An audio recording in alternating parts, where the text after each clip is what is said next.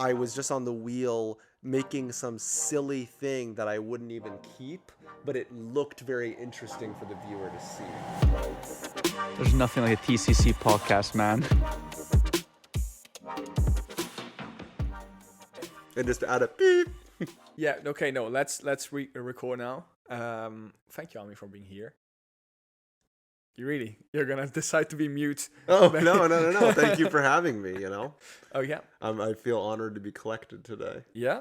Well, we're happy to have you here. Just to give a brief introduction, you have some notes there, Dan? No, but he's trying to peek. Yeah, everyone does it, man. Everyone our guests. No, but the thing is that I just want to give a brief introduction on how I got to know you and how Dan knows you too. We haven't been friends for long at the moment. If you think about it, we've known each other for 4 months, 5 months probably. Yeah, but you recently moved to Ireland, directly from Salt Lake City, Correct. Utah. Yeah, and you just have an openness in your mind and the way you think that I think it differs you from other people. And you also have some great experiences that we can talk about and from which we can all learn. And that's also the reason why we ask you to be here. And you're probably not going to talk about these experiences. No, I mean, those qualities, that's the reason I'm here for you as well. You are very open-minded, and I enjoy our conversations. We'll see if they're recorded, how it goes. Yeah. I mean, yeah, I'd say so, yeah. Then what do you have here? Anything to share with Ameen? There's nothing I'm going to talk about now. Do you want to first give us maybe a little bit about yourself and how you ended up here in Ireland and how you got to know us in the first place? Sure, yeah. So a little bit about myself. Why don't I start with how I got to Ireland first, and we can That's work an interesting backwards point. from Yeah, there. yeah. You can start with that. When I was in college, I got offered a internship doing highway design in rural Ireland, and I had another opportunity that I was more excited about, but I always felt guilty turning that down. That, I really could have lived somewhere completely different from where I grew up, but it just didn't work out, and so I declined that internship. So later on, when I was working at my job, and there were some people in Dublin that I was collaborating heavily with, I thought to myself, okay, this may be my opportunity eventually to go and live that Ireland experience that I declined in the past. So in a way, I don't think I would have come to Ireland specifically if I hadn't said no to it at some point in the past. So how I ended up here was basically enjoyed really working with a couple teammates in this region. They didn't have someone doing exactly my role. And so I thought I've always wanted to live somewhere very different from where I grew up. And that's why I came here. Yeah. And when you talked about the internship related to Ireland, was that during the bachelor or the master? That was during a bachelor. Okay. I don't have a master's. You didn't have a master, really? No. I didn't know. Yeah. What was your bachelor about? So I did a double. In the US, we do majors and minors. Yeah. So but I was told by another American friend of mine that not everyone does minor and major. No, all colleges are different. But for my school, my major was in civil engineering, structural engineering, with a focus in architecture as well. Yeah. So I had many classes in both disciplines, and then I also did a minor in computer science. Just like to switch it up a little bit. Just because I thought, I think computer science is a really good one because it allows you to take whatever you're truly interested in and apply computing and coding to it. Yeah, no, it is really interesting. I'm wondering how, so you ended up working in tech because of the computer science minor more. Yeah. So you decided not to continue with civil engineering after your studies.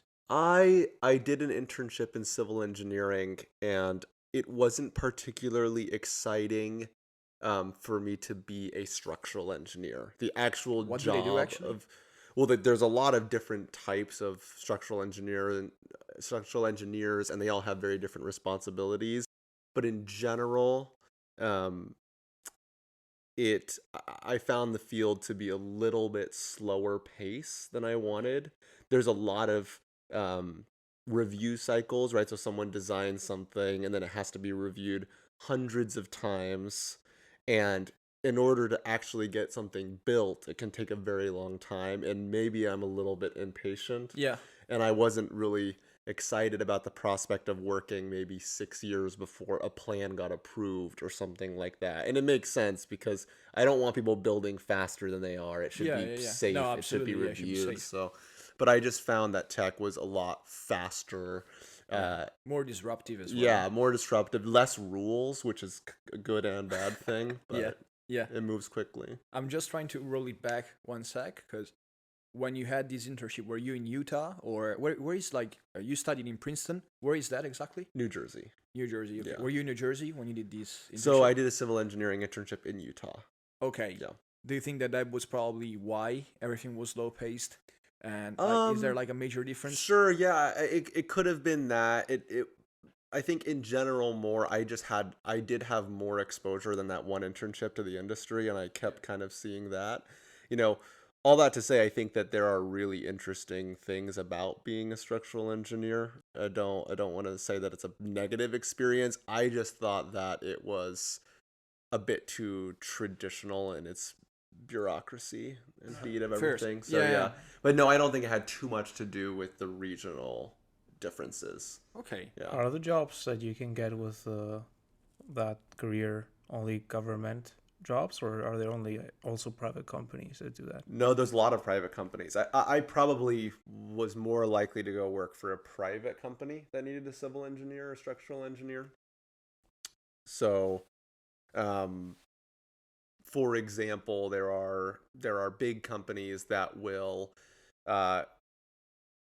let's say someone wants like a new museum built, with an incredible structure. You go to a private company for that, right? Like you'll have an architecture company, and then you'll have a structural engineering Even company. though it's a public building. Even if it's a public building, it can still have a private engineering firm behind it. Yeah.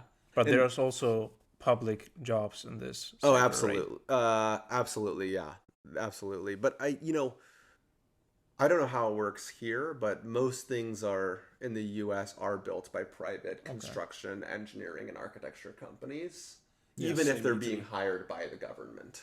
Same in Italy, I was gonna say. Yeah. Is that different somewhere? No, I just thought I've been thinking about the not fast pace, and I thought maybe it's because of the government jobs, but it does involve a lot of laws and government regulations. That is part of why it goes slowly. Okay. Is because you may design, for example, a storm water system, and then the local government has to approve it and basically say, "Hey, we had our people check on this as well." For one sec, while you were talking, I was just thinking about one thing. In the previous episode, I found out that Dan doesn't have a master either, and you don't have a master. Mm-hmm. I'm just wondering if that was like a particular take that you had on not doing a master, or you didn't see any value brought inside. And the same for you, Dan, because like for me, it was definitely something that I had to do in order to step up in my career and also improve my game, right? And man, like I really respect you because you didn't have to go through that, but you have a double degree as well. For my case, I never thought I would need a master to start a job for. I just want to start working directly, get the experience, but in the future I'll do an MBA for sure. Why that? A good one. Sorry? Why that? I think nowadays it's an interesting take nowadays, because like it sounds like it's just network. I think, look, I've talked to many people and like also higher jobs. If you're very ambitious, you want to be very high up there, climb the corporate ladder or whatever. Nowadays, maybe in tech, people say it's maybe not needed, but everyone still says, still get it. So I'm still going to get one if you want to be at the higher levels. I think it teaches you a lot. Honestly, I can't talk about it much because I've never done one. But all of at least in our company, the higher leaders have MBAs. All of them? I don't think so. Like the higher ones I'm talking about, yeah. Okay, but I mean, will you do it? So the reason that I decided to take some time in between bachelor's and something in the future is just because I felt it wasn't worth the money and the time for me to continue studying something that I wasn't confident that I had interest in. So for example, I did the minor in computer science. I knew I was coming to work for a tech company. I wanted to see what it was like to work for a technology company, what it was like to do a heavier amount of coding, and then say, hey, is this something that I want to invest money and time in to go to get a master's in computer science, say? So for me, getting a master's directly after bachelor's would have been like making a premature decision. It's I would rather wait until I have the maturity to say, hey, I'm really interested in computer vision. And there's one professor that works at This Cal university, yeah, Polytech that they're the best ones in that, and that's you'll where I go want to there. go. Otherwise, I probably would have just stayed, and in the East Coast somewhere and chosen some school in civil engineering. And look, now I didn't even end up doing civil engineering, so that would have been a poor Yeah. choice. Do you feel like you're gonna go back to school anytime soon?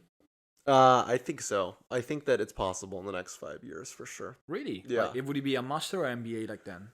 Definitely am leaning more towards a technical master's. I have less interest in getting an MBA. I think with an MBA, you expand your network a lot. You have good skills and good projects that you've worked on, and very likely you could start a company out of an MBA. But for me, I'm more interested in becoming deeper, having a deeper technical expertise in an area so that then I can work in that industry as a like powerful business leader and potentially an individual contributor. I agree with you. I think that so I have a hard take on the MBA because I worked for like my previous managers and like even like guys that have founded companies and did an MBA all told me that, and they did it in great places like Harvard, Stanford, all the great Ivy League universities as well. And they all told me that it's all about network. Whatever you can learn about an MBA, you can learn it like online. And I actually have a book there. It's called Visual MBA, and it's written by a guy that did his MBA at Princeton. I think so. And he wrote a book out of all the knowledge that he got from the master, and said, "This is the book that you can have if you want to learn everything about the MBA. And if you actually want to grow a network or change your career or become an executive in a great company, just do the MBA because that's what you need it for." So, yeah, given that, unless you want to become an executive in like a top dog in a big company, I don't think there's much need for it. And I prefer a technical master as well. I meant from the first journey. You want the executive Yeah. track, yeah. But question about that. But the reason here's something about the MBA, right? Is you take 2 years, and these are three guys who don't have MBAs. yeah. Of course, but you I take had, 2 yeah, years. my fair share of talking to people who Sure, who- of course. yeah. But you take the 2 years, you spend a lot of money. No, and you don't pay for it. Yeah, you pay Okay. for it. No, In the well, US, you the pay only for it. companies that consultancy firms. Yes, but they then would you pay for you. you might have to commit time to those companies afterwards, and yeah, you I have a wouldn't lot, 2 necessarily years want to after. lock into a company like that. But But you can pay for it too. Well, do but- you have 80K, 90K? That's a lot of money. But you know what I think would be a better education than doing 2 years MBA would be for you to go work for a startup that it fails 2 years and it completely fails. I think that's a better education I agree. than 2 years in MBA, I- and maybe would even be respected more by your next hiring person. Is like, hey, I was CFO for this company. Here are the 400 mistakes I made, and I learned from all those mistakes, and that's better than Stanford Business School or something like that. To some people, yeah. Some others, they still prefer the brand from the university you came out from. Yeah. Exactly. And also, sorry if I interrupt you then, but you also said, I think before, when you were talking about the MBA, I think an MBA would be also cool if you're planning on becoming an entrepreneur. And I totally disagree with that. I think that entrepreneurship requires you to have more balls than brain, because it really takes you to step out of your comfortable box and experiment stuff and go through so many things that are stressful and will take your sleep at night, rather than doing things that are actually related to knowledge. So I don't think that an MBA actually teaches you how to run a business. Matter of fact, when I was working as a language consultant and I was like teaching English in Milan for Boston Consulting Group and Cartier and all these firms, I was working for an agency which was founded by an Harvard graduate. And Andrea, she did an MBA, right? And she was explaining me how it was so tough even after doing an MBA, to run a company, and it was a small company, because they don't teach you that. They teach you all the cards to become an executive and run others' company, where you're not putting your own money, where you have your fair share of responsibilities, but if it fails, you're still recyclable and you can go in another company. So it's a different take. Mm-hmm. Yeah, I mean, I think that it certainly doesn't hurt to have an MBA to become an entrepreneur and start a company, because that's one thing is when you start a company, you have the experience, a real life experience of basically making it work, and that's super valuable. But when you're in an MBA, you basically study hundreds of companies that have been successful and failed, and you learn patterns about what made the good companies and what made the bad companies. When your sample size is only one failed company that you did as an entrepreneur, it's just different kinds of education. I don't think that one is worse or better for entrepreneurship. Personally, for me, I'd rather have one company that fails than spend 2 years spending money and learning about 100 others. So let me ask you this. Not probably the people who are listening to this podcast and know you personally know it. The others probably not. You have your own side hustle, which is pottery. Mm-hmm. And you're great at it. Yesterday we were at your house and you were showing me all the pottery pieces that you have. Mm-hmm. Not so many. Are you still doing pottery in Ireland? I'm not right now. No, I'm looking around for opportunities to get involved, but it's been challenging. It's not such an easy thing like painting where you can do it in your room. And so I haven't been able to find a studio with space, with kiln, with glaze, with clay, with the cleaning equipment that's required. So it certainly has a bit more equipment than most arts do, and that makes it harder to get into in a new place. But I'm looking. The things you brought are then from the US, or where did you get the pottery from? I've brought some pottery with me, but yeah, in my house right now, like I have a lot of like store-bought mugs that I wish I didn't have to use. I wish I could use my mugs that I have back at home, but I couldn't bring everything. But like with even me. if you have your own like clay here, you can't work it.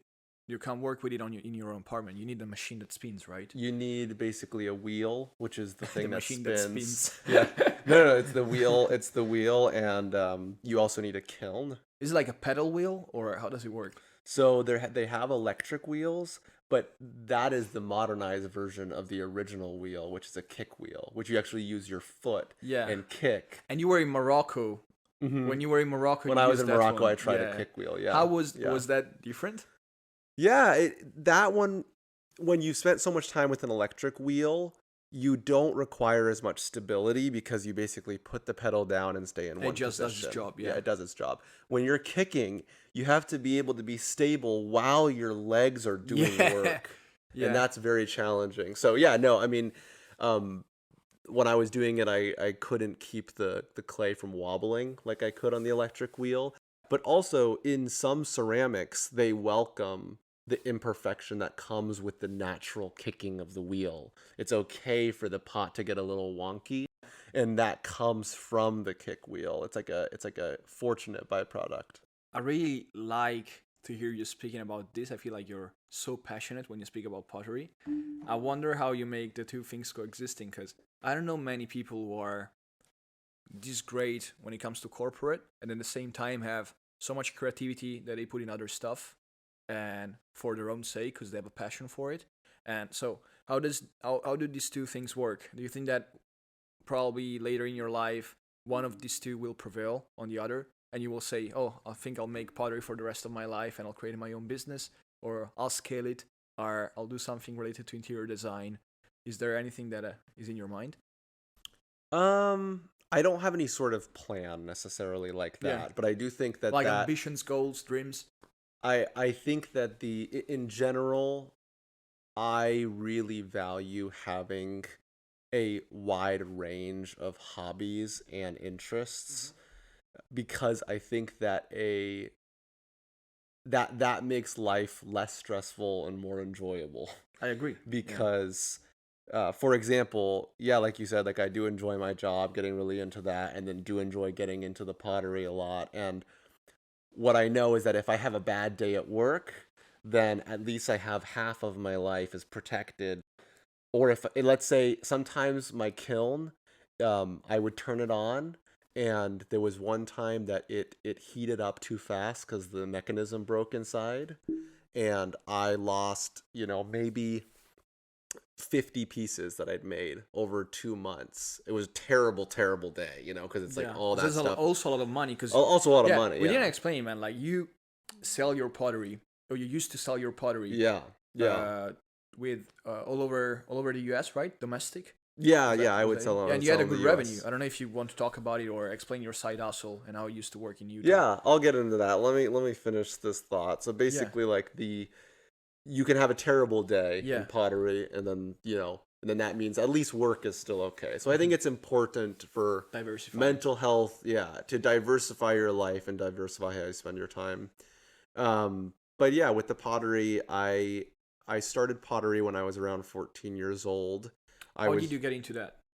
We had a program at my school, and I always saw the older kids using the wheel.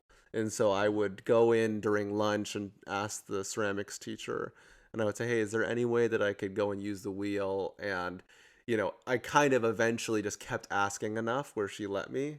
And the very first time that I used the wheel, I put the clay on incorrectly in a way where the entire top part of the wheel separated, and I reached my hand in and I broke my thumb. What? So the very first time. What? Sorry, explain it again. Yeah. How did it work? So basically, when you do ceramics, you have to put a cover on the wheel called a bat, and that's what holds your clay, so that when you finish throwing something, which is making it, you can remove it and put it to the side. Oh, okay. So basically, I didn't attach the bat correctly. It flew off. It hit my thumb. Is it like a piece of stone, or it's a piece of plastic, but when it was going fast enough where it hurt my thumb. Yeah. Anyway, so that's how it all started. Yeah. But I still was very interested in it, and I ended up doing 5 years of it in secondary school, and I was probably spending 2 hours a day just learning, really developing. And what's cool about like watching ceramics videos, or people were no. teaching you, I was you on had the wheel. I was on the wheel, and so no one you didn't do classes. You didn't do classes. No. or I anything? had classes. So there was a ceramics teacher who was there, like, guiding us. But at a certain point, she basically will just say, "Okay, the assignment is make 8 mugs that match." And so then you have to make 8 mugs that match, and that's a very challenging But they never assignment. match, right? Every mug is different. Every mug is different, but you basically have to create a cohesive set that looks like it's supposed to be a set. Even if they have differences, you can still have a set. So I learned and trained with her, and then for about 5 years. And then when I went to college, they didn't have a big ceramics program, and so they had a student-run pottery studio. And you were running the program. And I was running that pottery studio as a student, crazy, student admin. So basically, I would help do some cleaning, but the best part of the job was teaching. So I would teach open studios for about 4 or 6 hours a week of students, faculty, PhD students, master's students. Were you paid at all? Yeah, I was paid. Yeah, nothing healthy. 16, 17? I would no. This is college. Oh, in college. Yeah, in college. Sorry, yeah. I'm just interested. Yeah. Just interested. Yeah. Can you disclose how much were you paid? Just to. So it was an on-campus job, and so there's a limit to how much you can make as an on-campus job paid to the university. I think it was 15 or 16 an hour. 15 or 16 an hour. So how much were you working? How much were you making a month? I was working like 5 hours a week. So I don't know. You can work that out. Dan worked it out.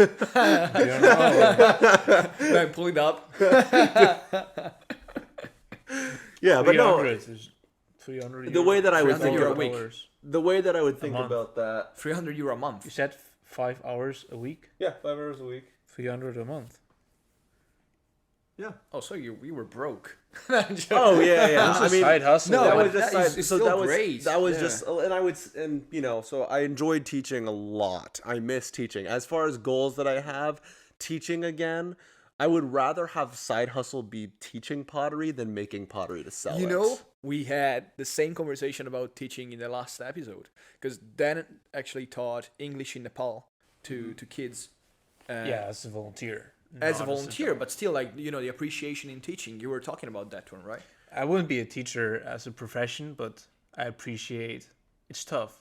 I don't know how you felt it when you were teaching pottery because the people signing up to the pottery class were actually interested in. Yeah, that's So maybe it different. was different because they actually intended. But when you teach, I was talking about teaching in normal school, English, any other subject.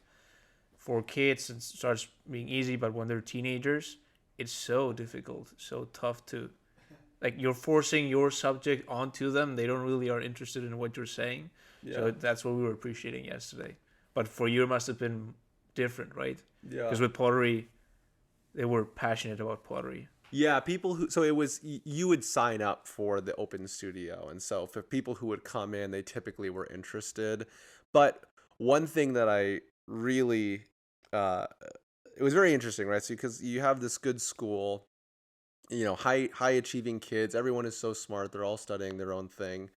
Uh, but with pottery, you would see people trying thing for the first time. Yeah. And you see like when someone is trying something out of their comfort zone and it's not working, right? It's just so interesting the range of people and how they react to that. So I would have people that were, PhD in computational physics, whatever, like, and then they would come in and a a grown ass man would be getting so frustrated because his clay was wobbling, and would almost be losing their temper. And so I always found that interesting, is some people took it really well, right? They didn't mind being bad at it and they kept coming. And then some people, their very first time they would come and they'd get frustrated, and then there was nothing I could really do to motivate them to come back.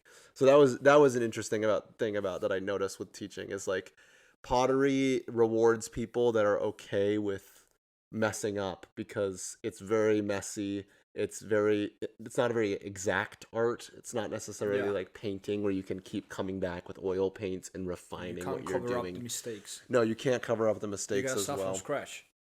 And so, yeah, I did enjoy teaching a lot, and it was really interesting how I did have a group of motivated students, and Is anyone seeing making older people get frustrated though was a new experience for is me, anyone for making sure. their own pottery as we speak? What do you mean? Any of your students are now like making their own pottery or having their own side hustle? Yeah. Well, some of the students that I taught now are working at that studio. Now they're teaching as well. Oh, really? Yeah. So Okay. like basically there was some people that would come in as freshmen, then they would apply for the job third year, fourth year to become Yeah. the teacher there. Yeah.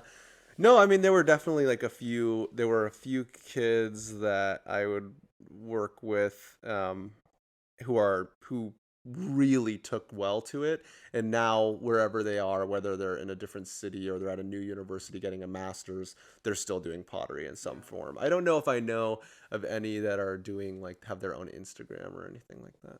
Do you think there's some meditation to pottery, some meditative state you get into when doing pottery? Yeah, absolutely. I think that pottery, once you know how to do it after a couple years, it has a lot of muscle memory, right? So when I make a mug, it's not like I'm stressing like, oh, how do I make this mug? It's like I've made hundreds of them before. I know that I'm trying to make this shape. And so at that point, the brain is not even necessary. And so it's very relaxing, because once you have the skill and the muscle memory, it doesn't require any sort of effort. I never felt that way about other arts that I did, because I feel like when I'm drawing something, it's like, okay, I have to focus because this is very different than the last time I drew something. With pottery, it's not like that. You It's can very, just forget yeah, about everything and your muscle just yeah, you absolutely. can disconnect from the world and you just It's concentrate like a on that. meditating state. Yes, it's meditating. It's definitely a meditative state. It also, I know this is a small detail, but because your hands are so dirty, you can't touch you can't touch a phone, you can't touch a Yeah, computer, yeah. and that makes a difference. It's It like one of the forces you to stay in the moment. Yeah, absolutely. I Yeah. even think about sometimes like an activity like working out is different kinds of working out should be relaxing, but if I'm in the gym lifting weights, I can still check my phone. And if I'm running and someone texts me, I can still hear my phone buzz and look at it. With pottery, it's like your hands are dirty, it keeps you away You're from all like hyper technology. focused on what you're doing. Yeah, It certainly requires a lot of focus, but it also is relaxing because it's muscle memory and you don't have to stress every time that you're doing it right. Yeah. No, you're right about that. What I was thinking about when you were talking about starting in high school, or no, sorry, secondary school, you said? Starting pottery? I started when I was like 14. Yeah, is that I would have never had the means to do that. How does it work in the US? Like what like do you every secondary school has like a pottery studio or other things that you can start practicing? How does that work? Well, the public schools in the US are very inconsistent in terms of what their resources are, right? Okay. And so some states, You didn't go to private I went to a private school. Oh, you went to a but private school. Yeah, so the public schools, some public schools will have a ceramic studio. You know, it's lucky, it's pretty rare, and some won't. And that depends. So I know in Utah there are some public schools that have nice facilities for ceramics. I went to a private school that put a lot of emphasis on the liberal arts, and so we had really nice art facilities and performing art facilities like dance and theater and things like that as well. So certainly very privileged to be able to even get into an art like pottery at that age. One thing is pottery is not actually as expensive as people make it out to be. The startup fee is high. You have to get the equipment. It might be around $2,000, $3,000 just for the startup fee. But once you have that equipment, clay is very cheap. For one bag of clay that's 25 pounds, you can we run the numbers on that one, Dan? We get the numbers, 25 pounds that's like kilos. That's like 15. Oh man, I really want 10, to talk about you 10 in Europe after this. Like how you adapted. 11 kilos. 11 around. Kilos. Yeah, so a bag of clay that big only is going to cost you about $10, $15. And how many mugs can you make out of that? 30, 40. Wow. Yeah, so and how much do you sell a mug for? Oh, here it is. I freaked out. I freaked out yesterday when he was explaining it. There's such a market then. I can ask this, right? Yeah. Go for it. Go for it. You're gonna explode. So the thing about handmade ceramics is that like it can't be compared to store-bought ceramics, right? Like, yes, you can get a mug for 50 cents. A nice ceramic mug that says, world's best dad. You can get that for 50 cents somewhere. But a handmade mug is going to take weeks from start to finish. And it takes years to learn how to make. And it takes probably an hour with your actual hands working on it. So I will sell my mugs, simple ones without decoration. I'll sell them for around $35, and then I think some of the most expensive ones I've sold have been around $60. So it's good return on investment. $55 for a mug. Well, I mean, it's good return on investment, but if you think about it, like hourly, there's you could probably be selling your time for higher than that depending on your skill set. Exactly, because you're not just paying for the material, which is big return investment. You're paying for the experience, the craftsmanship, everything. That's what artistic print that you put on each mug. The artistic print that you put on each mug. Yeah, because he has a shout out to Glacier Lane Ceramics. That's his brand. Glacier Lane Ceramics. Yeah, and you can check it online. What's the site? GlacierLaneCeramics.com. Yeah, so they can check it out, and if you go on the website now, Dan, if you want. What is that? Glacier Lane Ceramics. Okay. Like you can see all of his designs, and it's really cool. Like actually, it makes you want to buy a mug or something. For the listeners, this is not going to be ideal. The only thing I can tell you, that's you, and that was you on the website. Yeah. But man, this looks amazing. Yeah, we can really see this has been made by someone. Yeah. Right? He also he has his own Instagram where he posts some really well made reels. He posted some really well made reels. Making them. Yeah, and you can see the process.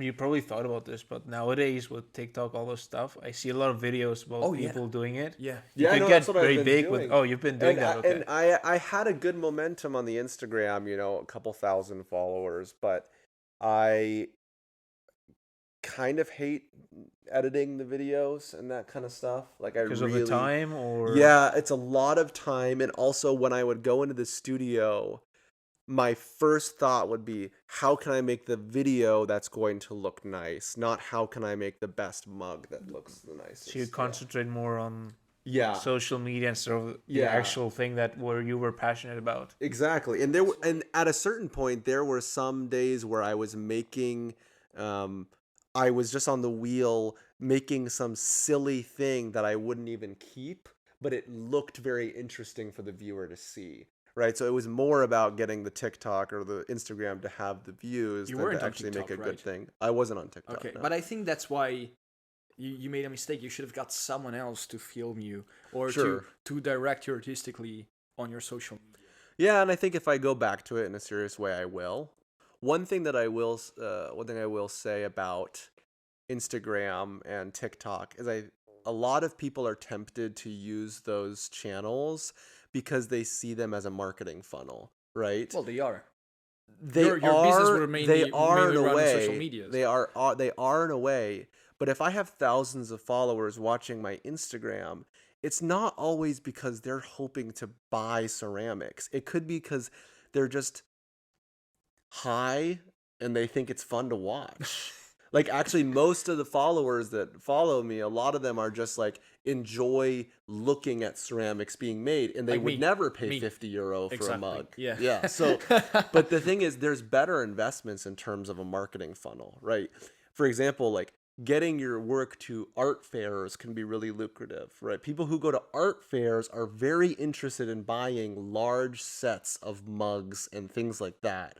Versus on Instagram, if I have 2,000, 3,000 followers, 90% of those people are probably there just because they think it looks cool. 10% are there because they appreciate the fine art and will be willing to buy something. That's the first time that I hear such a point coming from a guy from our generation. Because it really pushes you back to understand that we think that everything is online when we want to market stuff, while there are like niche things that are outside the online world and can actually work for your business. Yeah. Just to play on the other side of this argument, you're saying that if you had 2,000, 3,000 followers, maybe only 2 or 3 of them would buy a $50 mug. Yeah. But if you still do the same content in 1 year or a couple of years, you have 2 million followers, the percentage of people buying Sure. would be higher. So Sure. maybe it's the same return on investment, but you would get more people to buy. You think Yeah. that would still be lower, like worse return on investment than going to fairs? You're right. I think that like at the end of the day, that is what a funnel is that a certain percentage are going to convert. But I do think that there are better investments, right? In terms of how much social media you do. That's been my experience. I think that also on Instagram and TikTok, they're not young people. They're not young people buying my work. It's like 20-year-olds don't have $50 to spend on a mug. It's 50-year-old plus people who are trying to get something really special for their house. And so the biggest purchases I've had have been from people that are in the 50 plus or 40 plus age range who are not so interested in being on social media in the first place. However, as our generation gets older, maybe that conversion goes higher.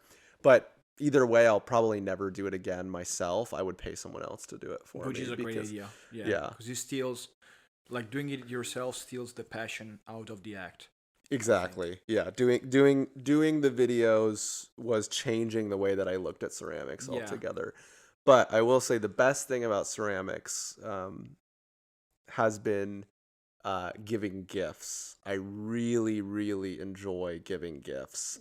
I have not bought a gift in a very, very long time. Like the only time I need to buy a gift is for people that are like, you know, family and girlfriends because they get tired of pottery. Man, I have a super like tough take on gifts that I explained then once, and he's taken from Van Neistat. Yeah, the 3 rules of gifts. Do you know Van Neistat? Yeah, maybe you know Van Casey Neistat. Neistat. Yeah, You I know Van Van Neistat. Casey's Yeah, brother. the spirited man. Yeah, I know that. Okay, yeah. Maybe our listeners don't know him. Is it Casey's brother? Yeah, he's like We're all in the same algorithm. yeah, guys. we are actually. Yeah, but Van Neistat is like Casey's artistically talented brother, and Casey is already talented, you know. So like the bar is high, and he made a video about the talent or of gifting, or like the principles of gifting, and the 3 principles are that one gift should be nice, thought, and made. And as long as 2 of these 3 principles are met, that's a really great gift, right? So when you said that the coolest part was like gifting people, there was actually a nice gift, a thought one, and a made one with your own hands. So it's the perfect gift. Yeah. Is that a great? Yeah, it is the perfect gift. And I know this part might sound a little bit weird to say, but um a mug, for example, is a great gift because someone uses it regularly, right? It's a practical gift. And also that person and you have some sort of connection that happens every day when they use that mug. Absolutely, yeah. And that is a cool thing. Sometimes I'll have people talk to me. I gave them something 3 years ago, and they'll be like, "Oh, we love the bowl. We call it the Ameen bowl, you know? Hey, hey, honey, have you seen the Ameen bowl? Weird. You know?" And it's like it's Ameen's face printed on the bowl. And I do think that that's really special to know that I'm part of the routine of people, you know? Yeah, that's especially people that I care about, like knowing that they're using a mug, and maybe we don't talk every day, but I have some interaction with them. And have you replaced it with something else now that you don't do pottery anymore? You gotta give. No, I need to figure out. I need to start making pottery again. Yeah, you like, gotta start that's making my it again, move. man, I don't yeah. want to have a new move. Yeah, I usually, as Dan knows, gift people books. You started doing this recently. Or did 1 you do year. it? It's been 1 year. Okay. Yeah, I didn't gift only you books, man. No, but I knew that back in Italy you were not doing that. Because like none of my friends are like heavy readers. I actually have only one friend, and I gifted him like a book. And so I was like in Paris. Have you been to the when you were in Paris to the Fondation Louis Vuitton? Yeah. Yeah. I was there last week. So there they had like a they had like a Virgil Abloh, which you know probably the designer. Virgil Abloh, you know him? Not really. He's like one of the main designers for streetwear. He died recently, unfortunately. Yeah, you can pull it up. From Off-White. From Off-White. He created Off-White. He was like the creative director for Louis Vuitton. And many other brands that Pyrex, he created that one too from scratch. And I think he revolutionized streetwear and the way he's marketed nowadays with the drops and with the building hype. Yeah. Okay, all of that. And I read one of his books, which was taken from a seminar that he ran at Harvard University to the class of design there. And it was just like a transcript. And it was so beautiful. First, I read it, and then I tried not to consume the book or anything. I wrote like to my friend, "Hey, I'm here at the Fondation Louis Vuitton. I'm reading this book. It's just really inspirational." And my friend studies in London design at the moment. And then I met him in Milan, and I gave him the book, and he just appreciated him so much. And so it's not made, but you know, I think it's thought and it's nice. Yeah. While if I just enter a bookshop and I pick the first thing that I see and I give it to someone else without even knowing that book or actually also knowing if the person might like it, it's just different, you know. And I gifted Dan about a book about stoicism because I knew that he was interested. I always put like some note. That's nice. Yeah, I like that a lot. I'll gift you the Goggins book. Can't hurt me, man. Oh, yeah. I've read Really? You read it Of course, already? I read that. Did you actually? Yeah. Give them a second one. Did he make It's it out out recently. Yeah. Yeah, Oh, he it made a came out second the one? second. Yeah. Is What it is it? good? Is it a good book? Can't hurt me. Can't hurt me. Yeah, it's Yeah. great. I can't believe you read it, man. Yeah, I haven't. I'm not, like you were saying earlier. I am failing on the reading front. I have not read as much as I'd like to, but I certainly read that one, and I did find it very, very inspirational. I think that David Goggins has too much content out now, where now it's repetitive, and I don't think I need to hear it anymore. Yeah. But that was the first exposure I had, and I enjoyed that book a lot. And I think that at that point, I didn't need to consume any more David Goggins content. Because that book was enough. It was enough. Yeah, I got the message, and I think that What was each the message? person, the message of that book Yeah. is it's a lot about basically mental fortitude and how you are capable of a lot more than you typically allow yourself to think. Yeah. And his lens is very much about uh, physical ability. Is that when you think you're gonna fail, really you can go so much further than that. And the book is just kind of recounting what he has done to keep his mental edge and his discipline, and how in his life he went from being so undisciplined, so depressed, so sad, with such victim mentality, Yeah. to basically joining the armed forces and doing Becoming really, a Navy really SEAL. well. Yeah. Do you believe that? Yeah, I believe in his message. I believe in his angle. I think the one thing that I don't like about David Goggins Oh. is how everything is about physical hardship, right? So everything is about, like, for him it's like, I'm gonna go and run 100 miles because I gotta stay hard. I'm gonna go run 200 miles and do 5,000 pull-ups because I'm gonna stay hard.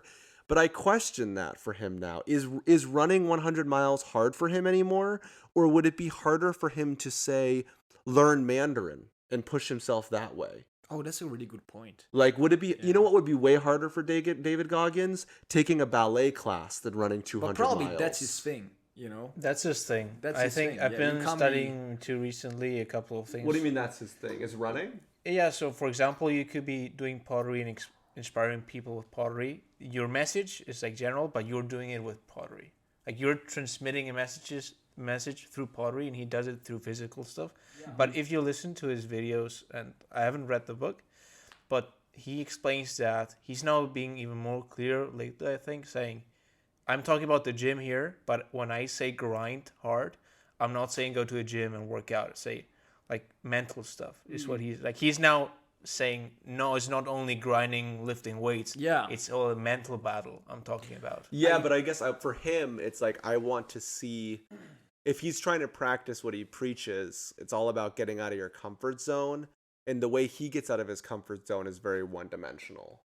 And I think that I've actually thought about this myself a lot too, because I have done the ultra marathons now. I've pushed myself physically so hard, but I'm starting to wonder where the point of diminishing returns is. I wanted to ask you this because would you be able to elaborate on that story that you told me about when you were in Italy, when we met actually, and you were with the army general, and he was telling you about mental fortitude and how strong people sometimes don't recognize their limits, and maybe you remember that story? Mm-hmm. Would you be able to tell us that? Let me think.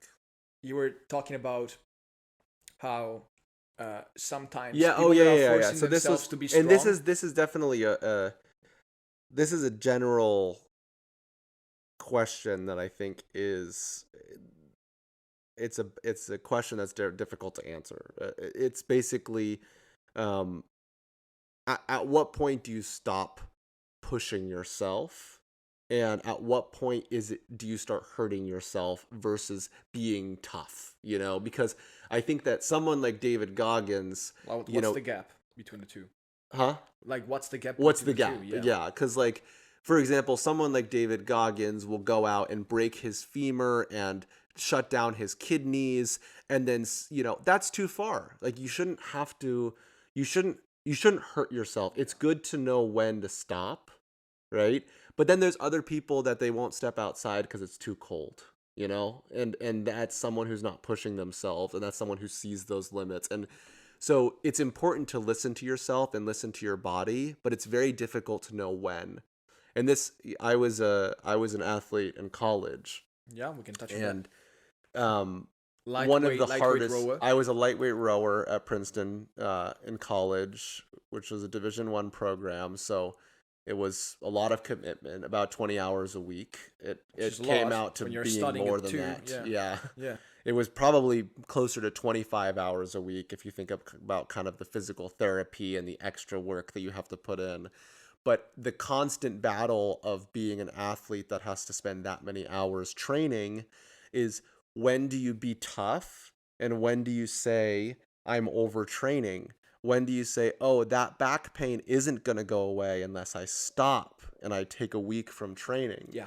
That balance is extremely difficult. And I think that some of these tough guys, tough guy mentality people, and I have it too, like I hurt myself all the time, 100%. Yeah. And so I Tore think my that's, MCL and I was like, I'm going to go back to training right now. yeah, it's and not. you start questioning yourself. That is a problem, right? Because you don't know, am I being too weak? I'm trying to convince myself that I've trained enough. Exactly. And that is when, no, I'm a tough guy, I'm going to go do it. And that's the point where you have to question yourself. Am I going to hurt myself? Or am I being too weak here? Mainly, literally, Yeah. like for guys that like to do stuff, the hardest part is probably not doing it. Like I want to compete in April and I tore my MCL and now I have to recover. So I have to sit and just relax. And for me, it's the hardest part because I know there's people out there getting more knowledge on the subject than me because I can't do it. I can't move myself. I have to relax. Yeah. So it's just tough. I think for Goggins' story that you just explained, saying that exactly right, you have to know the point of when to stop, and some people don't even want to go out when it's raining, but he's just taking it too far. I think what I listened to a podcast he did recently, what he says is that he's doing this, or Joe explains it, that his mission is to do this so that people who don't want to go outside when it's raining do it. Like for him to go so far is just to prove a point that you can do whatever you want. Yeah. And he's hurting himself. He's going too far, but I don't think he's asking people to do what he's doing. He's just trying to get the people to go outside the house when the it's comfort raining. zone, yeah. Outside the comfort zone. That's Yeah. his mission. Like And I think he's done a very good job. I think he's done a good job. I think more maybe than it's a question that I'm asking myself is that I have dedicated so much time to athletics, so much time, and I sometimes wonder what lessons do I have left to learn, right? in athletics. Yeah, and for example, I think when I was living, I got moved from Salt Lake City, which is the mountain town with all the trails and all the ultra races and things like that. I moved from there to here, and I think that if I had stayed there another 6 months, I probably would have tried to train to run a 100-mile race. That was kind of the next thing for me. 100 miles is probably like 50, 60 kilometers.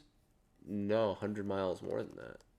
It's 160 Oh, kilometers. it's the other way around. It's the other It's way around, 160. Because 26 miles is 40 kilometer marathon, right? 44 kilometers marathon? 42 is 42 is a kilometers marathon, yeah. But Wow, so it would have been so many kilometers. Wait, the thing exactly. is- That's I just realized 160 that's kilometers. Yeah, that's We were- 160 kilometers. that's but so- I think that from doing that, That's ultra running, right? I would not have learned. I would not have grown as much as a person as moving to Ireland and now drinking beers inside with people. Because you already did the Because marathons. I already have run 50 miles. I've done 50 kilometers, 70 kilometers. Like I've done those distances before. So going from 50 kilometers to 160 kilometers, there wasn't much more for me to learn compared to pushing myself in a different way, moving away from family, moving to a new country, for example. So I think that there's a lot of people that are, for example, so disciplined going to the gym and exercising, and they have incredible muscles and they know how to eat exactly so that they get the best results. But those people, I think, need to figure out where the diminishing returns are, because I think personally I need to pivot my focus away from athletics and learn in a new way. I was going to ask you, because you mentioned mental fortitude, and you also mentioned moving to Ireland and to Europe. How do you cope with the fact of being so far away from home? Because you also live almost on the west side of the United States. And how does that work for you? How has it been like moving to Europe in general? The main difficulties and the best parts of it? If you can elaborate on that one. Particularly because I have some American friends here in Ireland as well. And some of them are really nostalgic about their hometown. And they feel really far away because of the time zone, because of the friends that they have there. And I think that's also strengthening your brain and your mindset, right? Yeah, I think it actually, I don't want to exaggerate. You seem to take it really easily, man. It was Like, you're really not chill it about wasn't it. that difficult. It wasn't that difficult for me to move here.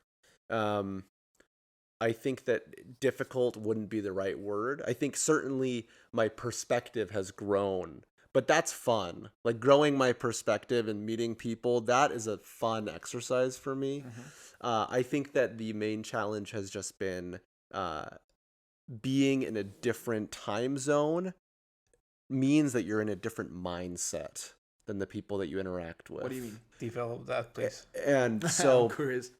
and so, for example, when I was living in Utah and my closest friends were living in California or Washington, there's a 1 hour difference. So when we talk, we're talking and we have the same mindset, right? It's 7 p.m. for me, it's 8 p.m. for Yeah. you. Okay, yeah, let's chat. Okay, how was your day? And you could have a natural conversation in the same kind of reality. But when I'm calling someone at 9 a.m. and it's 1 a.m. for them, or I call them at 7 a.m. and it's 11 for them. We're two completely different people. Yeah. And I underestimated how much over the course of the day you change every day. Every day you start as a morning, and then you go to the afternoon version of yourself, and then the evening version of yourself. So I almost feel like I'm drifting from some of my friends and family because we're in such different parts of the day when we talk.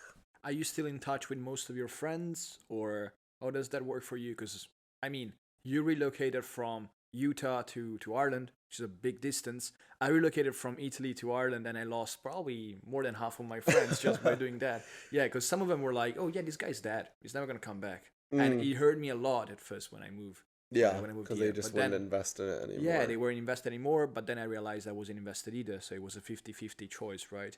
You didn't go through that. Well, in Utah, because it was during COVID, most of my priority was always being outside. And so I actually didn't have so many friends. It's not like I had an army of friends that I was with in Utah. Yeah. It was like maybe 5 people.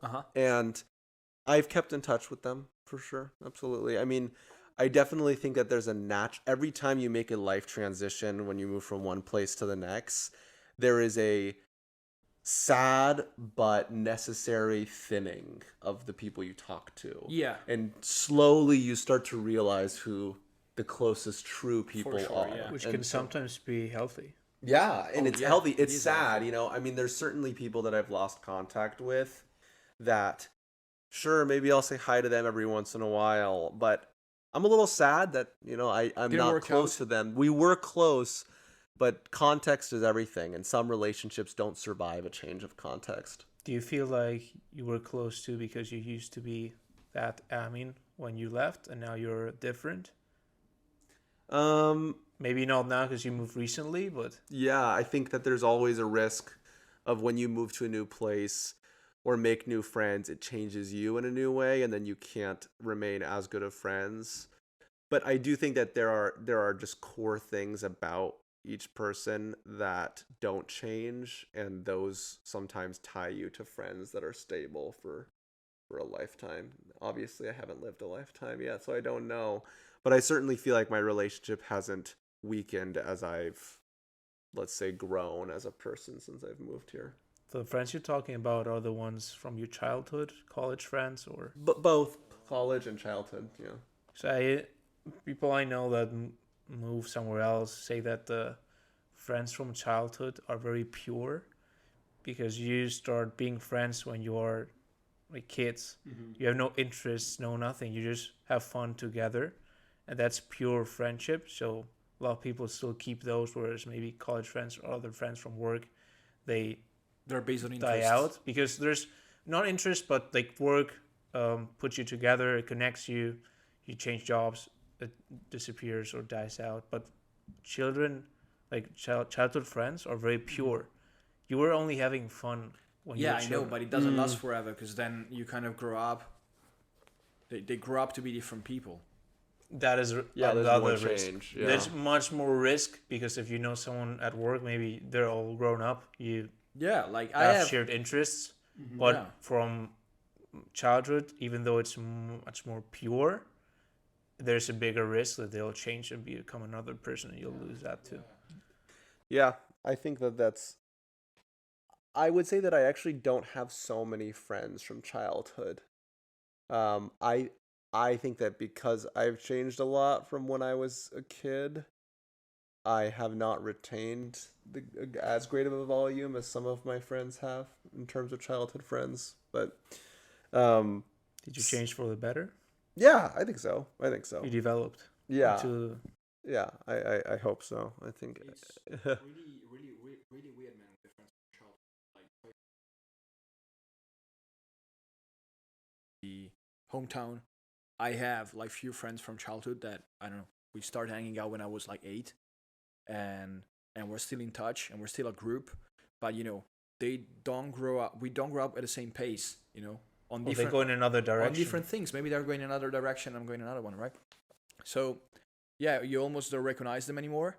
But the coolest thing about it is that it still treats you the same, like you have never changed, and that's both a blessing and a curse. Some people, like the ones that tend to grow up somewhere else and then they come back to their hometown and they think they're so much better than the others, or they're just mean at the people treating them like they used to treat them. Are probably have the perspective that is a bad thing. Personally, my take is that it's nice to go back somewhere where people still treat you like they used to treat you when you were 16, and like you never change for them. It's almost like the grandparents, when they see you. So it's a weird take. It's like a family. Like Yeah. your first friends feel more like siblings, I guess, than do. friends later in life do. They do. And there's like a line in After Sun, which is a movie that came out last year. I think is nominated for a couple of Academy Awards this year. It's with Paul Mescal, an Irish actor, famous one. And the guy plays a Scottish dude that is living somewhere else with his daughter. And the daughter asks the father why they're not living in Scotland. And the father says, when you leave your hometown, you tend not to come back the same. You just change. It's like the hometown doesn't recognize you anymore, and you don't recognize the hometown anymore. So yeah, it's so deep, and I find it so true. Because like whenever I go back, I almost feel like I'm a stranger. Yeah. Do you feel like are you scared, or are you excited for that to happen? Like, because thinking about Europe, US is such a different area and two different cultures, and Italy and Ireland are not so far away from one another. So. Yeah, I mean, I am very.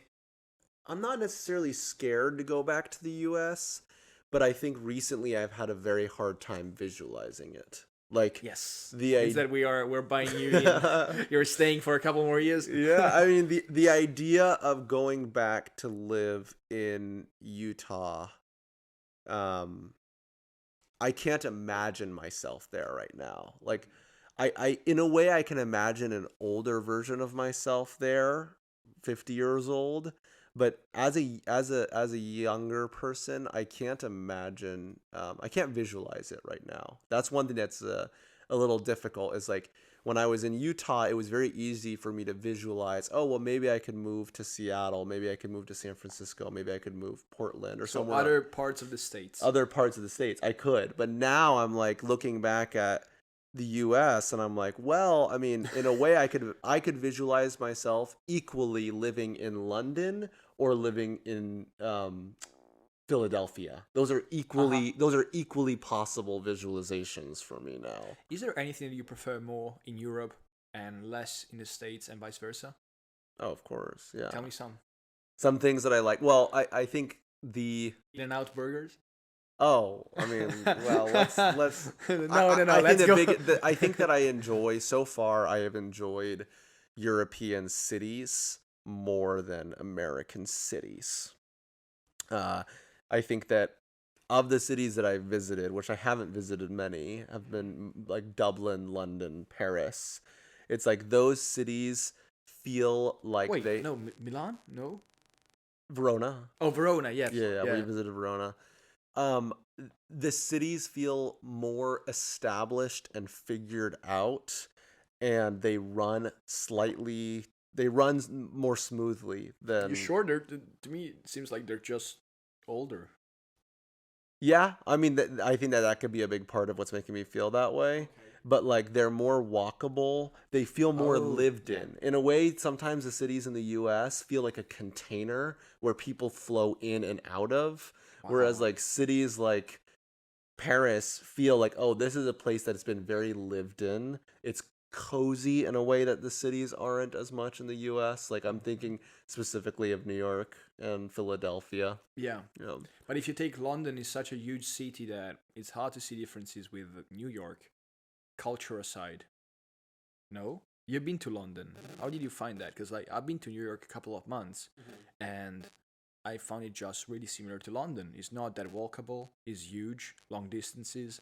Not really man designed city. yeah, I don't know. I can't put my finger on exactly what would make me. I prefer London to New York. Really? Okay. Yeah. I mean, I think I've had more fun in New York City because I have more friends there, and Yeah. we've had good experiences over the years.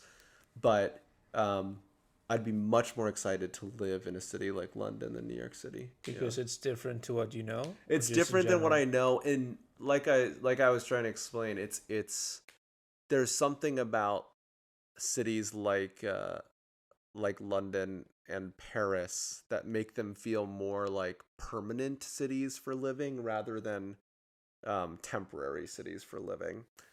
I'm not articulating myself perfectly on that. Because, for but- example, Dublin, I think maybe you're referring to the way the city is constructed, and like I'm thinking about the map basically. Mhm. Because, for example, if you talk about the people in Dublin, for example, most of the people you know must come and go. We're all young Mhm. people Yeah. come here to get a job, and at one point we'll leave. Yeah. So you can't be referring to the people. Because if I think about it, Yeah, I'm New not York, referring to the people. right? Because if I think about New York, you look at the map, I feel like it's more colder. I don't know how you're referring to the people coming and going. Mhm. But for example, if you think about London, or I haven't been to Milan or any other European city, it's like it's built up from a small city, then a little bit more, Yeah. a little bit more. It's like I understand what you're saying with Lifton, although it doesn't make any sense because you're looking at buildings. Yeah, It's like smaller, got made for these people, then a little bit more, a little bit more. Is that what you're referring to? Could it be like from a civil engineering perspective that American cities were founded and created back when?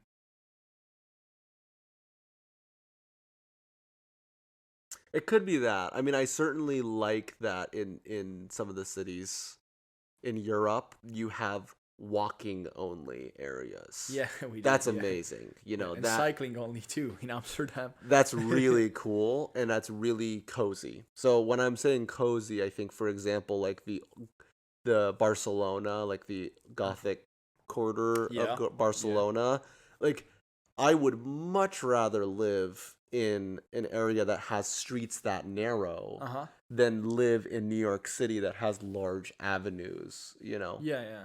And that's part of it. And I was gonna ask you about this one because it was too funny when I got to know you that we had our first beer together, and you said, "So tell me why would you leave in the why you would leave in the U.S." And I was like, I wouldn't leave in the U.S." So he had this perspective, he had this mindset at first, then that he thought that everyone in the room wanted to leave in the U.S. so bad. Yeah, I I like think to live there. Yeah, I know you would, but like, it's not a. Oh man, you found your best friend then. No, but I think that in the U.S. we have a really there's they it's very effective. I don't even want to call it propaganda, but I guess a lot of Americans, myself included, like have a bias that or have been told that oh, all the people living in other parts of the world would be lucky to come live in the US. Do you think that's a negative thought? Because Yeah. it makes you He proud puts of you on your a pedestal though. Yeah, but if you're proud of your country and then I don't know, They're really patriotic about their country, even without thinking about that. No, it's part of the the American culture. no, like it's part of this propaganda you just mentioned. Yeah, the patriotism is very interesting, and I don't know if that's You don't come off as a patriot though. huh? You don't come off as a patriotic person.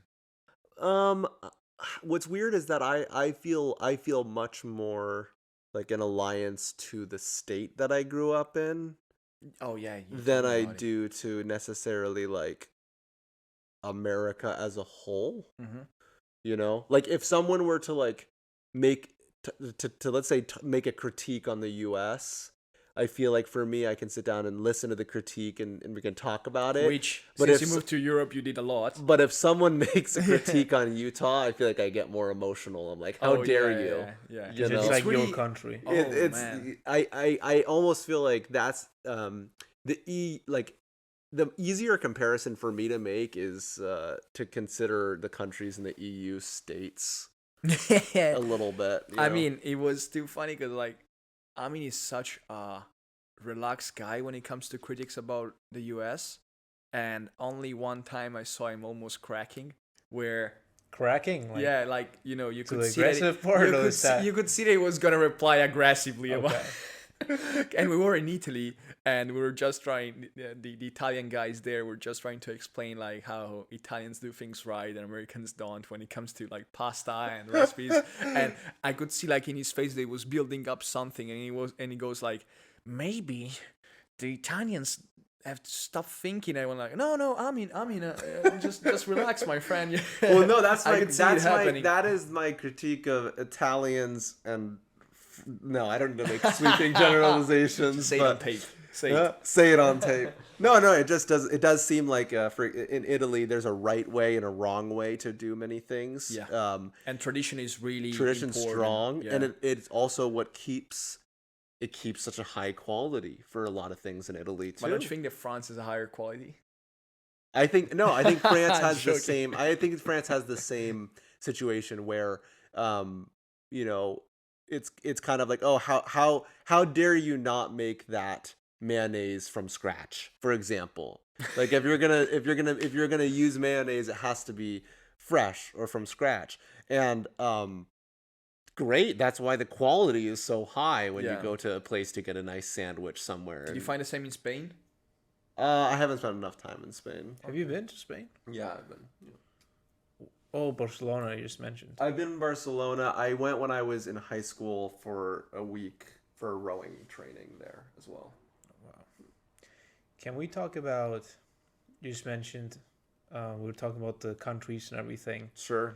Yesterday we talked about with John Mm-hmm. the nationalities he had, and that he had the not problem, but I joined him that he felt like he could never find a place that he could call home because he had so many nationalities. Because he had like Brazilian, US. Mm-hmm. Like you, for example, you grew up in the US and everything, Mm-hmm. but your family or your father and everything are from Iran, right? Mm-hmm. I just wanted to ask you, feel 100% American, or do you also have the Iranian heritage, and do you feel like you couldn't identify 100% with American nor with Iranian? I certainly feel like when I'm in Utah, especially, like I feel very much 100% at home and belong. Because your family's also you live with your family in Utah. Yeah, they live in Utah as well. And so I do feel like for me, I do feel belonging 100% in Utah. So I don't feel like I struggle necessarily with that kind of nationality crisis. I do think that although will always say I'm American when someone asks, sometimes I feel like I am excited to share the heritage piece, and a lot of Americans are excited to do that because America is a very young and new country, and so I think people are excited to say, yes, we're American, but also my grandpa is from Italy or my great grandma's from Ireland or something like that. And I think people just get excited to share that because that kind of difference is a big part of what makes America America. Do you think that maybe it's just an American thing to do that? Because you mentioned that it's such a young country, right? Mm-hmm. So Columbus arrived in 1492 there. And then, of course, South America as well had the Spanish and the Portuguese. But I don't know if Brazil, Colombia, Bolivia, Argentina have a population where the guys go, oh yeah, my grandfather was Italian. They don't call themselves Argentinian Italian. or Brazilian Japanese, Hmm. you know? So do you think that it just works with the US? And if so, why? Because I thought about it because we had a conversation before about the same topic, and I had time to read something and trying to understand the point of view, and I noticed that it tends to work just in the US. It's such a thing that remained in the US. This one of bringing your heritage or describing where does your blood come from.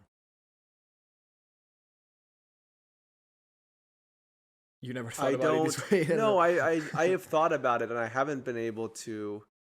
I understand that it's a uniquely American thing to Yeah. say, I'm from, The I'm from Italian the from American thing, right? Yeah. Well, the from thing is slightly different, but like when American people will frequently say things like, "Oh, that's the Italian in me," or "That's the Irish in me," they'll say things like that. I don't know. I don't understand fully why that's part of American culture to point out the heritage. It, one thing though is that it could be because we still have so many people that see the U.S. as a land of opportunity. There's still a lot of the world that sees Like first the generation U.S. that way. American coming in. Yeah, and so I think that we still have continuous immigration for opportunity.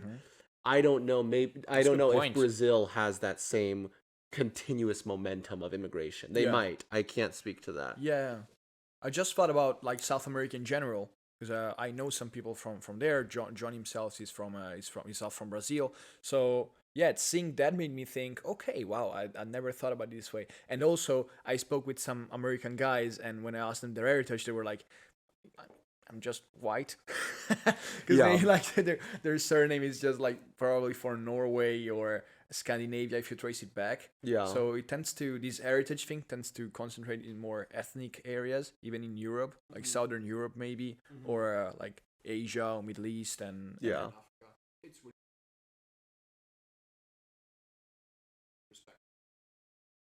Yeah, it's one of those things that like I think every week that I've been living outside the US, wrapping my head around like why Americans talk about being American the way they talk about it. Yeah. That's been probably the thing that I've been most confused about.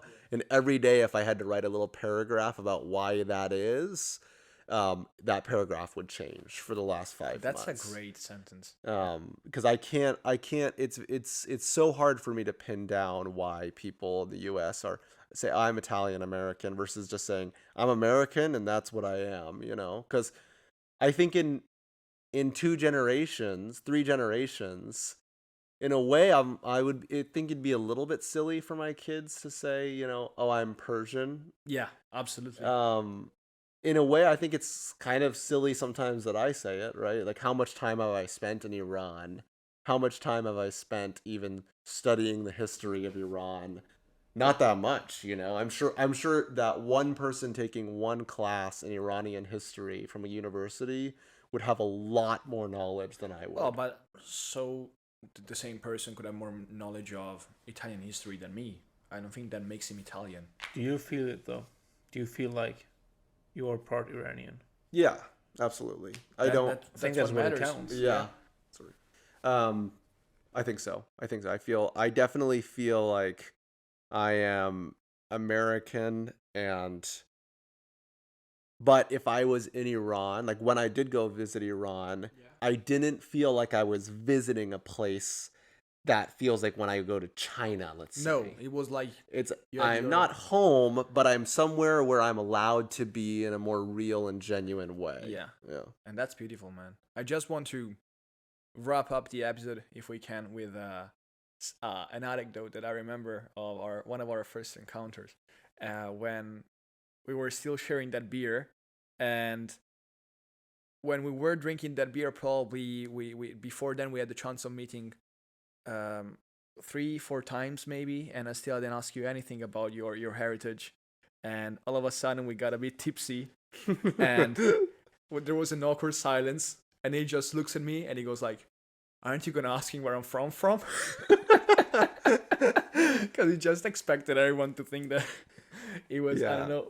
Well, in the US, if you are white, if you are white, there's a good chance that you will volunteer information sometimes and say, you know, oh, I'm Irish American, or my great grandparents are from Ireland, or something like that. But in the U.S., like, depending on where you are, if you're not white, you will get asked, where are you from? And the answer of where you were born in the U.S. is not sufficient, right? So in Utah, they want to know more. In Utah, it's very often for me, it's, where are you from? Oh, well, actually, I was born in Salt Lake City at the University of Utah Hospital. That's where I was born, you know. But they're like, oh, where are you from? Is the question basically, they're asking, why are you not Urban white? Dictionary. You know, so it's like, where are you from? Is like, yeah, why are you not white, and what's your explanation for that? That's just great. And so, you know, but very often when I'm in Utah, I can read what someone is asking when they say where you're from. I usually say, oh, I'm from Utah, but my heritage is from Iran. That's typically I'll give that full answer before anyone needs to say the from part. Man, wow, there's such a cultural difference. But yeah, I think like this episode particularly taught us a lot about the US, your perspective about things, your artistic craftsmanship as well, and your mentality and mental fortitude too. I would be down, man, to have you back once again, maybe later, to discuss more things. Great. And yeah, and then is there anything you want to add? Thank you for coming, man. I feel like your story is super inspiring. I feel like we haven't talked about a lot of things we're still missing, so I will be totally down to have you a second time. Oh, I'd love to. It was great chatting. It went by so quickly. How long have you been talking? I think like probably 1 hour and 15 minutes. Really? Wow. Yeah. Okay, it's nice. Anyway, the conversation is interesting. Like, man, the microphone is a drug, man. It keeps the conversation moving really nicely. I know. Anyways, man, glad to have you. I appreciate you guys. Thank you. Bye.